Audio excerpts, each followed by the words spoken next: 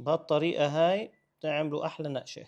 اليوم بدنا نعمل الدحدح، بدنا ننتقل للمطبخ الفلسطيني. تحياتي لأهلنا بفلسطين الحبيبة ولكل العالم العربي ولكل اللي بيتابعونا. عندي أول شي هون 3 كاسات من السميد الخشن الأصفر، وهي الكاسة الرابعة.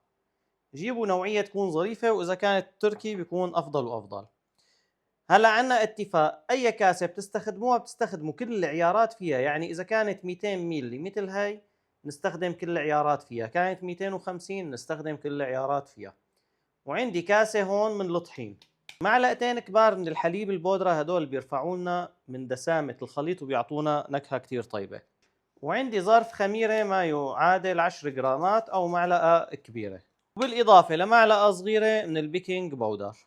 وهلا بخلط أول شيء الخميرة مع الخليط، ما راح أضيف الملح دغري فوقها. هلا بعد ما خلطتهم راح أحط تقريبا ربع معلقة أو ثلث معلقة صغيرة من الكركم مشان اللون، بالإضافة لبراس المعلقة بس ملح، شيء بسيط جدا. وبنعمل لهم خلطة مع بعض. وبنجي للسكر، بنضيف عنا هون كاسة كبيرة من السكر، والحلاوة حسب الرغبة، بس للكمية هاي هيك السكر كافي. وبدنا نبلش نبسهم بهالسمنات. عندي هون كاسة، بدي استخدم انا تقريبا كاسة ونص من السمنة. هاي كاسة وهاي النص. ومنبلش نبسهم فيها مزبوط مزبوط حتى يتبلغ عندي كل السميدات والطحينات والمواد اللي عندي هون او يتشربوا السمنة هنا. شايفين هيك قوامها بدي اياها. هلا بدي بلش ضيف عليها الحليبات. بالنسبة للحليب نسميد لسميد بتختلف عنا كمية الحليب. ليش؟ لأن الامتصاص بيختلف عنها. فراح نضيف الكمية شوي شوي. راح أضيف أول شي نص الكمية، بعدين شوف قديش بياخدوا معي. بياخدوا كمان شوي، يعني أنا شايف بياخدوا كل الكمية. راح استخدم كاسة كمان 200 ميلي من الحليب. وهلا على بين ما نشتغل بحشوتها بنريحها تقريبا ربع ساعة، خليها تتفاعل عنا الخميرة. بنيجي للحشوة، كاسة ونص من السميد الناعم. فيكن تستخدموا الناعم وفيكن تستخدموا الفرخة، هيك بصير وهيك بصير.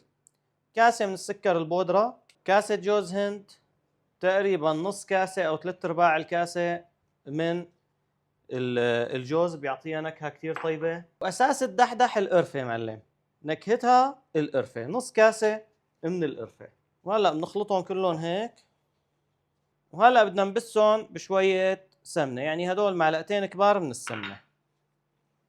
وبدنا نحط لهم شوية قطر. طبعا عيار القطر هذا اللي عم بستخدمه كاستين سكر كاسة مي، يعني بدي اضيف لهم تقريبا نص كاسة صغيرة. راح اضيف لهم كمان شوية قطر، يعني قوامها هيك بده يكون. بدنا نمسكها تشد، نعمل لها هيك تفرط هيك 100%. بتجيبوا بايركس عندكم، جيبوا البايركس الحجم الكبير، وبتدهنوا الأرضية بالسمنة. راح نقسم نص الكمية وناخدها نحطها تحت والتانية لفوق. شايفين كيف صار قوامها بعد ما غبت السوائل؟ هيك بدها تكون.